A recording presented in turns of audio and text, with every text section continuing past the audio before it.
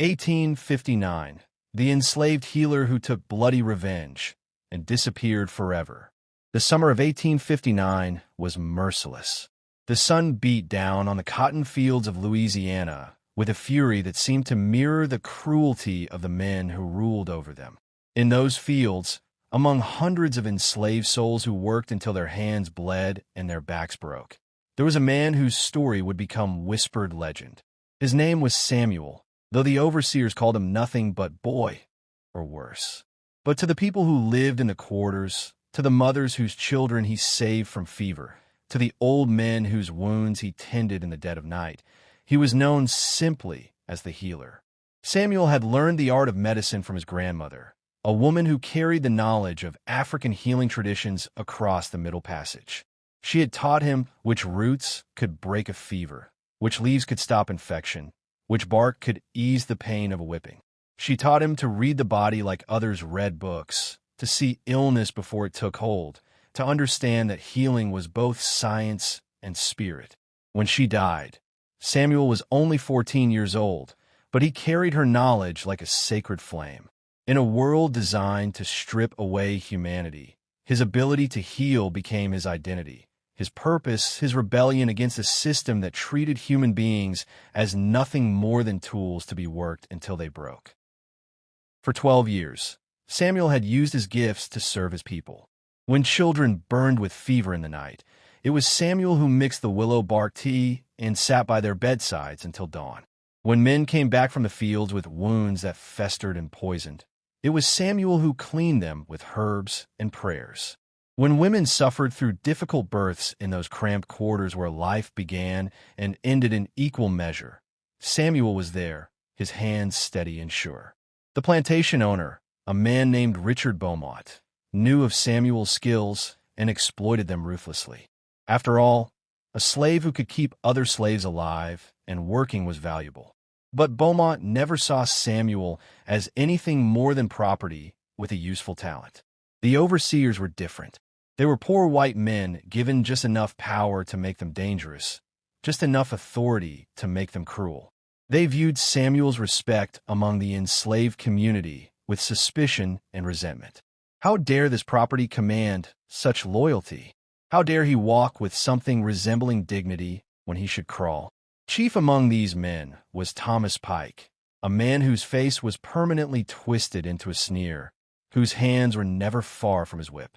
Pike had come to the Beaumont plantation 2 years earlier, and in that time, he had earned a reputation for spectacular cruelty.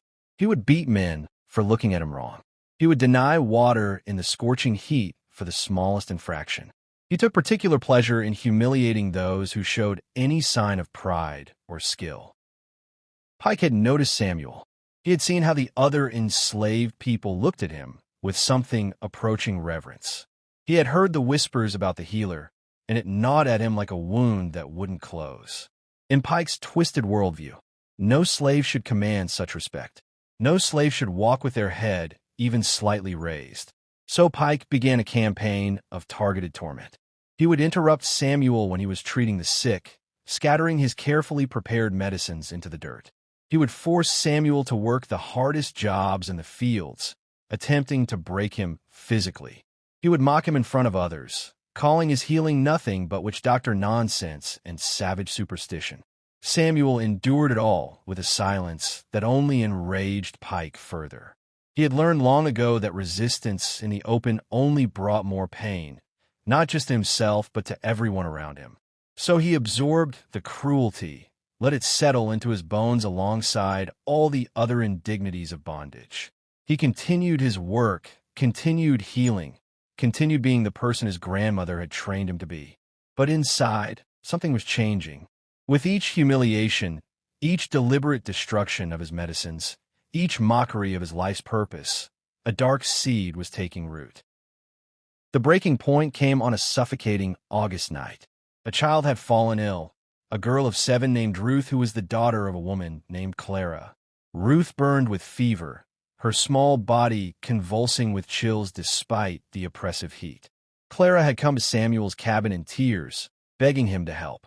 Samuel gathered his supplies, his precious herbs and roots that he cultivated in secret patches around the plantation. He hurried to Clara's cabin and began his work, mixing a tea of willow bark and elderberry, preparing a compress of cool leaves for Ruth's burning forehead. He was kneeling beside Ruth's pallet, the child finally beginning to breathe easier when the door crashed open. Thomas Pike stood there, drunk and swaying, another overseer named James Crawford behind him. Pike's eyes were bloodshot, his speech slurred, but his malice was sharp and focused. "What do we have here?" Pike sneered. "The witch doctor practicing his dark magic?" Samuel kept his eyes down, kept his voice level. "The child is sick, sir. I'm helping her." "Helping her?" Pike laughed, a sound like breaking glass. "You're probably poisoning her with your savage nonsense. Step away." Samuel's hand stilled. Everything in him screamed to protect this child, to finish what he had started. But he knew the rules of survival. Slowly, he began to stand. But Clara, driven by a mother's desperation, made a terrible mistake. She stepped forward, placing herself between Pike and her daughter. "Please, sir," she begged. "He's helping. She's getting better. Please just let him finish." The words had barely left her mouth when Pike's hand cracked across her face with such force that she fell to the ground. Samuel moved instinctively, catching Clara before her head hit the hard-packed dirt floor. In that moment, his eyes met Pike's, and the overseer saw something there that should have warned him. But Pike was too drunk, too committed to his cruelty to recognize the danger. "Oh, the healer wants to be a hero." Pike grabbed the bowl of medicine Samuel had prepared and threw it against the wall, the precious liquid running down like wasted blood. Then he picked up Samuel's medicine bag, the one that contained herbs he had spent months gathering and preparing, and dumped it into the cooking fire. The herbs caught flame immediately, years of work turning to ash and smoke. Samuel watched it burn. He watched Pike laugh. He watched Crawford join in the laughter. And something inside him, something that had been bending for years under the weight of bondage and brutality, finally snapped. But he showed nothing on his face. His expression remained carefully blank, his body language submissive. He helped Clara to her feet, cleaned Ruth's face with water since his medicine was gone, and left quietly when Pike ordered him out.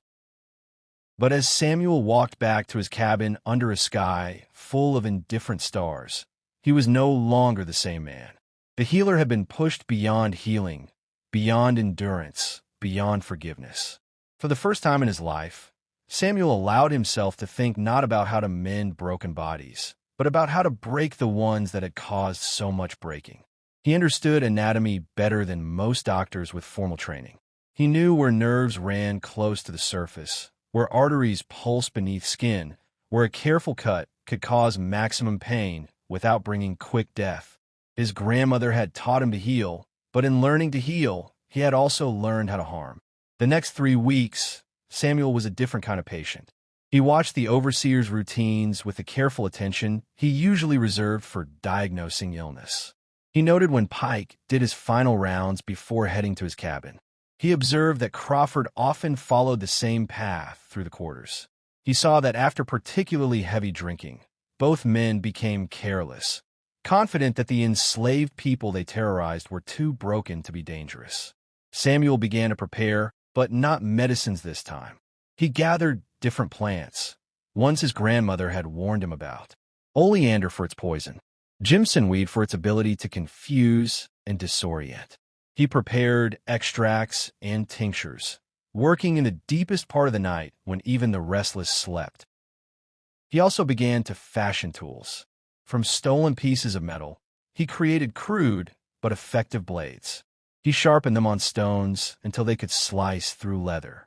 He wrapped their handles in cloth torn from his own shirt, making them easier to grip. He hid them in places only he knew about, scattered around the plantation like deadly seeds waiting to sprout. And then he waited for his moment, for the night when circumstances would align. That night came during the first week of September. The cotton harvest was in full swing, and Beaumont had brought in additional overseers to manage the brutal workload. There was more alcohol flowing than usual, more carelessness, more chaos. Pike and Crawford had spent the evening drinking heavily, celebrating some imagined accomplishment. Samuel watched from a distance as they stumbled away from the main house, heading toward their cabins. But he had done something earlier that day. He had left a bottle of whiskey, laced with Jimson weed extract, in a place where Crawford would find it. And Crawford, never one to turn down free alcohol, had consumed it greedily. Samuel followed Crawford at a distance as the man weaved through the darkness. The Jimson weed was taking effect, making Crawford disoriented and paranoid.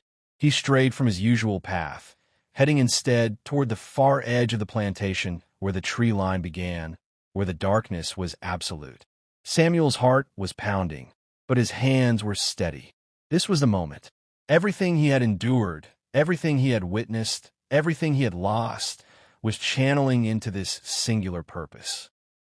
Crawford was muttering to himself, seeing things that weren't there, when Samuel emerged from the shadows. The overseer turned, his eyes wide and unfocused, trying to make sense of what he was seeing. Samuel didn't give him time to understand. He moved with a precision born from years of surgical work, from setting bones and stitching wounds. But now that knowledge was inverted, turned into something dark and purposeful. What Samuel did to Crawford in those woods was methodical and terrible. He used his understanding of human anatomy to inflict maximum suffering. He cut tendons so Crawford couldn't run.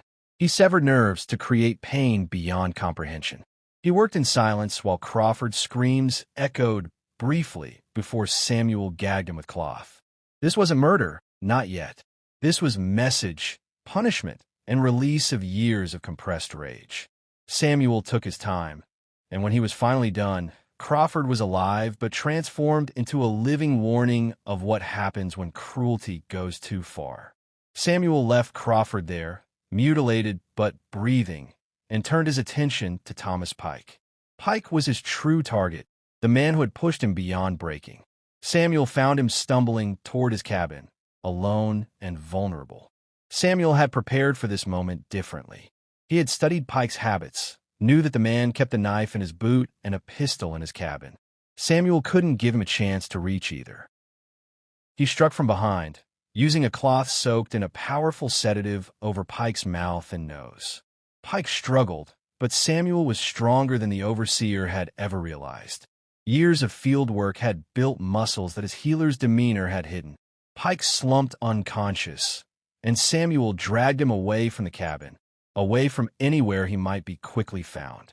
He brought Pike to an old abandoned shed on the far reaches of the plantation, a place forgotten by everyone except Samuel, who had used it to grow some of his medicinal plants. When Pike woke up, he found himself bound and unable to move. His mouth was gagged.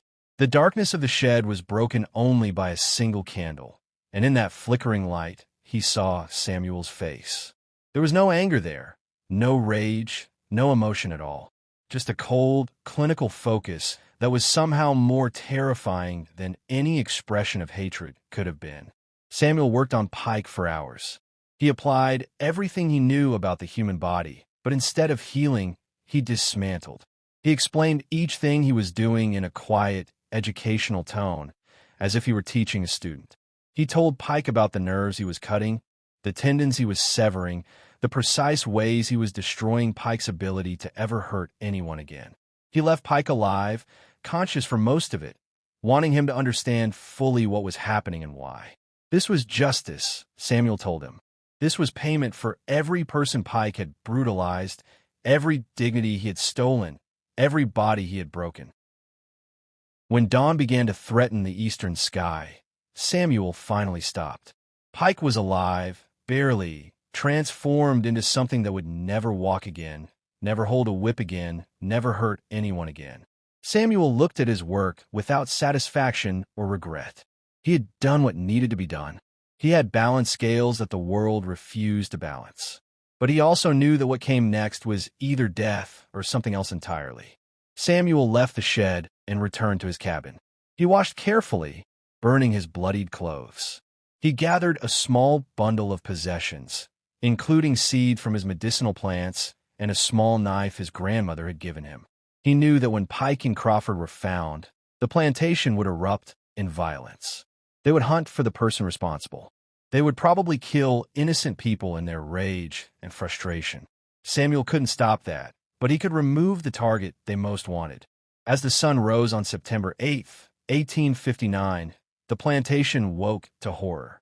Crawford was found first, alive but mutilated beyond recognition, his mind broken by pain and Jimson weed. Then Pike was discovered in the shed, in similar condition. The plantation erupted in chaos. Beaumont brought in authorities, formed search parties, offered massive rewards. The brutality of what had been done to the overseers shocked even hardened slavers. This wasn't a simple killing or escape. This was sophisticated, surgical, personal. Someone with knowledge and skill had done this. Suspicion fell immediately on Samuel. His cabin was searched, but nothing incriminating was found. Samuel himself was gone, vanished in the night as if he had never existed. Dogs were brought in to track him, but the scent trails led in circles. Confused by techniques Samuel had learned from escaped slaves who had passed through the plantation's underground network. The hunters followed false trails into swamps, through rivers, into dead ends. Samuel had prepared his escape as carefully as he had prepared his revenge. Days turned into weeks. The search expanded across Louisiana and into neighboring states. Wanted posters were distributed describing Samuel and the terrible things he had done. A substantial reward was offered for his capture, dead or alive. But Samuel had seemingly vanished from the earth. Some said he had died in the swamps. Others claimed he had made it north on the Underground Railroad. There were whispered stories among enslaved communities that he had been helped by sympathizers, both black and white, who saw his actions as justified resistance against inhuman cruelty. But the truth, like Samuel himself, remained hidden. In the years that followed, there were occasional reports of a healer matching his description appearing briefly in various places. A freedman in Canada who treated illnesses with unusual effectiveness. A mysterious figure helping escaped slaves in Ohio with medical care. A man in a remote African-American settlement in the Midwest who knew healing arts that seemed both African and American. Were any of these Samuel? No one could say for certain. What is known is that Thomas Pike lived for 6 more months after that night, never recovering the ability to speak clearly or move without assistance, before dying from complications of his injuries. James Crawford survived longer, but his mind never recovered. He spent his remaining years in an asylum, haunted by nightmares he couldn't articulate. The Beaumont plantation never fully recovered from the incident. Workers were restless, overseers were afraid, and there was a sense that something had fundamentally shifted. The absolute power they had wielded suddenly felt less absolute. In the quarters where enslaved people lived and suffered, Samuel's story took on a different meaning. It was told quietly, carefully, especially to children. It became a story about dignity, about the limits of endurance, about what happens when you push someone beyond all breaking. It was a warning that the people you oppress are still people, still capable of intelligence and planning and resistance. The story of the healer who became an avenger spread through the underground networks of enslaved communities, whispered in fields and shared in midnight gatherings. Some condemned what Samuel had done, saying violence only brought more violence. Others saw him as a righteous avenger, someone who had done what many wished they could do. But almost everyone understood why he had done it. They had all felt that same crushing weight, that same impotent rage, that same desire to strike back against a system designed to strip away every shred of human dignity. Samuel had acted on feelings that millions carried but could never express. The historical record falls silent after 1860. The Civil War erupted, plantation records were destroyed or scattered. In the chaos of war and Reconstruction, one escaped slave story was lost among thousands. There are no confirmed sightings of Samuel after 1859, no death records, no capture reports that can be definitively verified. He simply disappeared, as completely as if the earth had swallowed him whole. But his legend persisted. In the decades after the war, elderly formerly enslaved people would sometimes tell stories about the healer. They would speak of him with a mixture of awe and fear, respect and caution. He became a ghost story, a cautionary tale, an inspirational legend, depending on who was telling the story and why. Some said he lived to old age and freedom somewhere far north. Others claimed he returned to Africa.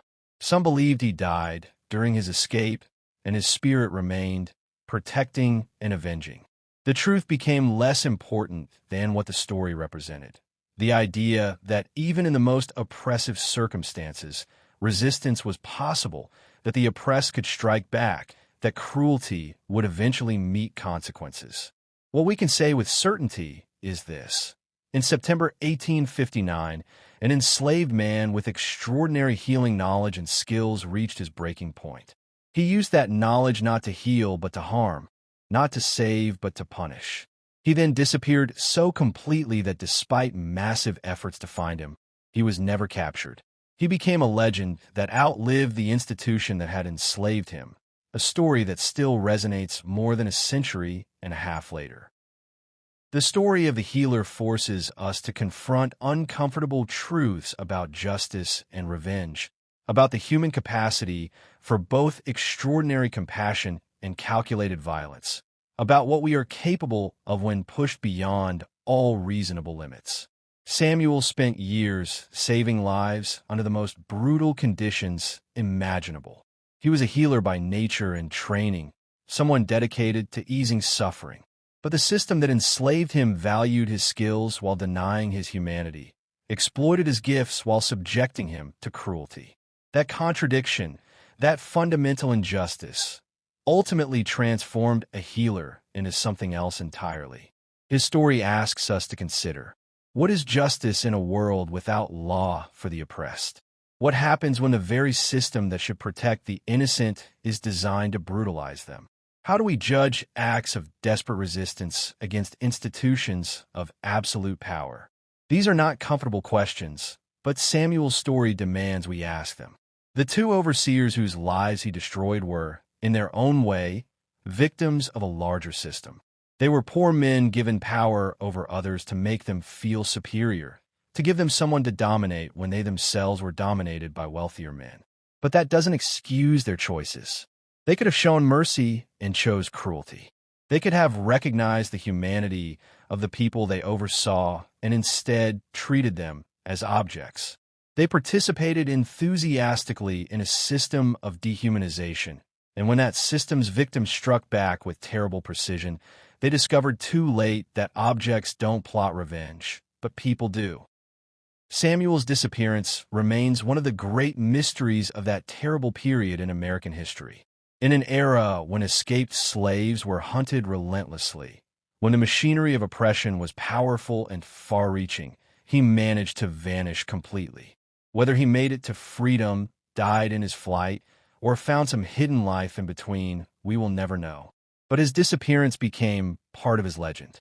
He was there, delivering justice, and then he was gone, like a spirit of vengeance that appears when needed and vanishes when its work is done. The legacy of Samuel's actions is complicated.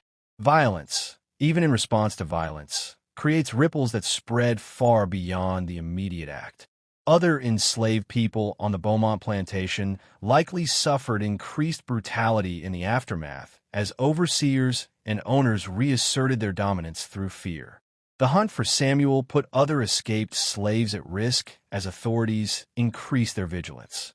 His story was used by defenders of slavery as evidence that enslaved people were dangerous and savage, conveniently ignoring the savage system that had created the situation. But his story also inspired. It proved that resistance was possible, that the powerful were not invulnerable, that skills and knowledge could be weapons as effective as any gun. In an era when enslaved people were told they were inferior, subhuman, incapable of complex thought or action, Samuel demonstrated sophisticated planning, anatomical knowledge, and strategic thinking that would have been remarkable in any context. He was proof that the propaganda of inferiority was a lie, that the enslaved were just as intelligent and capable as their enslavers, and infinitely more motivated to be free. Today, Samuel's story exists in that difficult space where history and legend blur together. The basic facts are documented. Two overseers were brutally mutilated on a Louisiana plantation in September 1859. An enslaved healer named Samuel disappeared immediately afterward. But the details, the motivations, the fate of the man himself, all of that has passed into the realm of story and speculation. What remains is the emotional truth of his tale. It speaks to the breaking point that exists in every human being, the line that when crossed transforms us into something we never thought we could be. It speaks to the terrible arithmetic of oppression, how years of cruelty accumulate until they demand payment. It speaks to the desperation of people who have no legal recourse, no protection, no hope within the existing system. And it speaks to the human desire for justice, even when that justice is rough and bloody and terrible. Samuel, the healer who became an avenger, vanished into history, leaving behind only questions and a legend. Did he find peace? Did he ever heal again? Did he regret his actions or feel they were justified? We will never know. He took those answers with him into whatever fate awaited him beyond that September night in 1859. All that remains is his story, passed down through generations, a testament to human complexity